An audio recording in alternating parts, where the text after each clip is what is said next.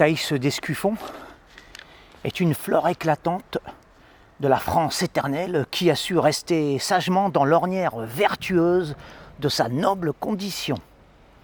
Cette flamme vouée aux traditions de notre pays, à l'ordre immémorial des sexes, éclaire les égarées victimes de l'obscurantisme féministe, réveille les consciences endormies par les délires et perversités des wokistes, démystifie les temples victimaires érigés par la pensée tordue des LGBT.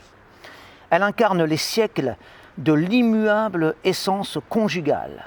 Vaillante et lumineuse, elle prône non pas la sotte, vulgaire et satanique rébellion contre la force, l'autorité, la souveraineté masculine, comme le font banalement et maléfiquement les bégasses dénaturées, mais au contraire, la docilité, l'humilité, la modestie, la décence, qui sont des valeurs sacrées de toujours et non pas des idées progressistes bêtement modernes.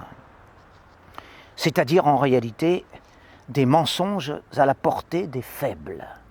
Son discours effraie des femmes dites émancipées, précisément parce qu'elle a su non pas s'arracher à sa nature, mais garder précieusement ses racines féminines s'enfonçant profondément dans la terre française, afin de se nourrir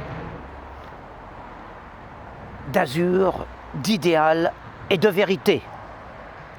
Elle est à elle seule un outrage aux mauvaises mœurs d'aujourd'hui, un choc social à l'encontre des vices établis.